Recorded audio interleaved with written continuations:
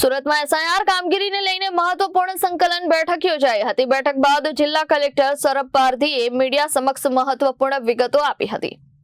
આ બેઠકમાં કલેક્ટરે જણાવ્યું હતું કે જીપીસીબી અને મ્યુનિસિપલ કોર્પોરેશનની કામગીરી અંગે ચર્ચા કરવામાં આવી છે। એસઆઈઆર સંદર્ભે બીએલઓ દ્વારા કામગીરી ઝડપથી અને અસરકારક રીતે પૂર્ણ થાય તે માટે ખાસ સૂચનો આપવામાં આવ્યા છે। બેઠક દરમિયાન તમામ અધિકારીઓએ કામગીરીની હાલની સ્થિતિ અંગે માહિતગાર કરવામાં આવ્યા હતા। જિલ્લા કલેક્ટરે સ્પષ્ટ કર્યું કે બીએલઓ પાસેથી જેટલું શક્ય હોય તેટલું જ કામ લેવાઈ રહ્યું છે અને તેમની મદદ માટે પાલિકાનો 3000 જેટલો સ્ટાફ વોલેન્ટિયર તરીકે તૈનાત કરવામાં આવ્યો છે। નબળી કામગીરી કરનાર બીએલઓને નોટિસ આપવામાં આવી છે, કારણ કે આ કામગીરીમાં વિલંબ થાય તો મતદારોને અસર થવાની શક્યતા રહે છે।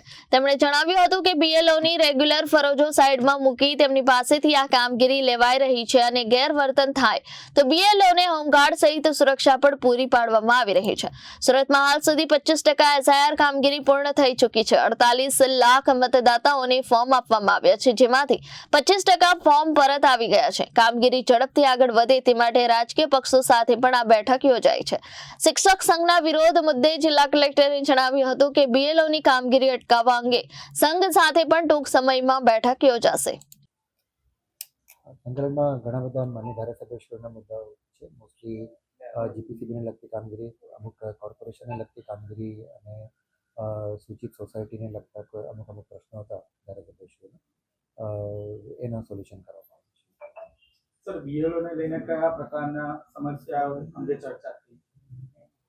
એસઆઈઆરની કામગીરી બાબતમાં અમે માન્ય ધારાસભ્યશ્રીઓને માહિતગાર કર્યા છે અને કેવી રીતે કામગીરી ચાલી રહી છે। એમના કંઈક પ્રશ્નો હતા કે એમના જે વિસ્તારોના બીએલઓઝ અને જે બાકી ઇલેક્શન તંત્ર તરફથી જે કામગીરી કરવામાં આવી રહી છે એમાં જે પડતી મુશ્કેલી હતી અને જે એમના સૂચનો હતા અમે એ પણ મેળવ્યા છે।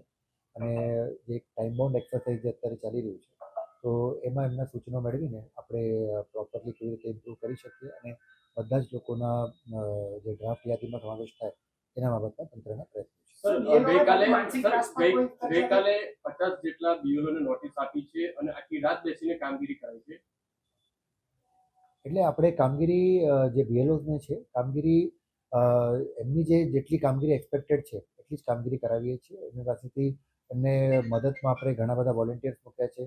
કોર્પોરેશનનો આખો જે સ્ટાફ છે, ઓલમોસ્ટ 2 થી 3000નો જે સ્ટાફ છે એમાં મૂક્યા છે। વોલેન્ટિયર્સ આપણે એમની મદદમાં આપ્યા છે।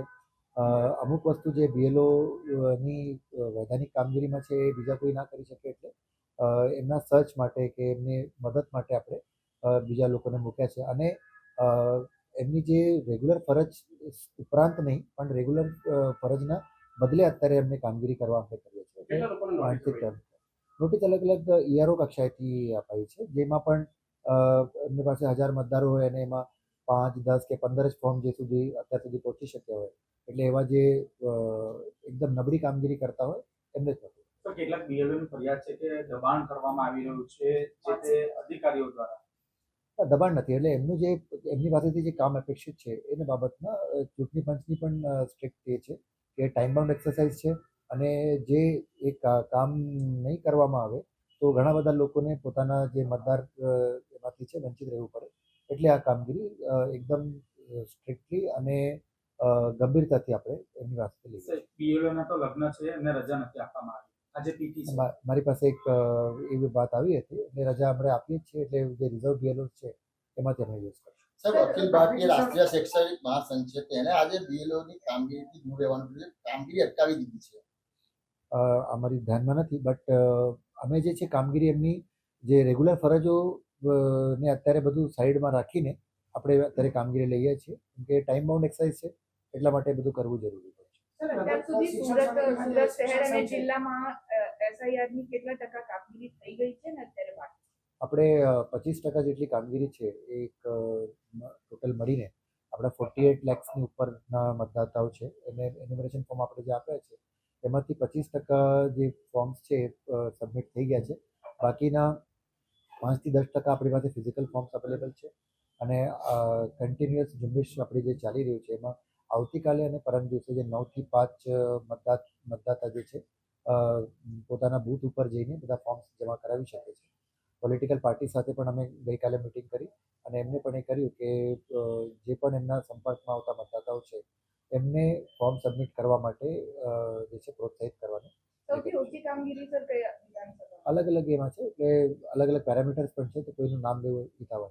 સાહેબ સિસ્ટમ ખૂબ ધીમી ચાલી રહી છે અને લોકો અભદ્ર વર્તાવ બી કરી રહ્યા છે, જેને લઈને લોકોને કે સિસ્ટમ થોડી સુધારવામાં આવે. કયા બાબત? આજે BLO ની કામગીરી લઈને એટલે લોકો BLO સાથે ભદ્ર વર્તાવ આ કર્યો BLO છે. એટલે જ્યાં જ્યાં પણ અમને એક એવી પ્રોબ્લેમ જાણવા મળે છે ત્યાં આપણે હોમગાર્ડ્સ કે જે પૂરતી સુરક્ષા છે આપણે અવેલેબલ કરાવીએ છીએ. સર કયા કોઈ એરિયા એવા પણ છે જ્યાં સપોર્ટ નથી કરતા BLO ને લોકો?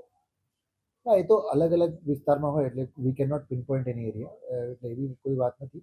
પણ જ્યાં પણ એ થાય છે તો અમે લોકોને સમજાવવાનો પ્રયત્ન કરીએ છીએ. Even we are reaching out to political parties also, કે એમના તરફથી પણ થોડું કે થાય. અને આ મેટરની જે ગંભીરતા છે કે ભાઈ જો ફોર્મ્સ પાછા નહીં આવે તો એના નામ નીકળી જશે, એ ગંભીરતા પણ અમે લોકો સુધી પહોંચાડવાનો પ્રયત્ન કરીએ છીએ. સરકારી શિક્ષકો જે એમાં રોકાય છે તેના સંઘના મંડળે પણ આપણે કલેક્ટરને લેખિત રજૂઆત કરી છે જુદી જુદી બાબતોને લઈને. એમાં કોઈ ચર્ચા નથી? આ એક વૈધાનિક કામગીરી છે, એટલે અમે સંઘ સાથે એક ચર્ચા પણ કરશું.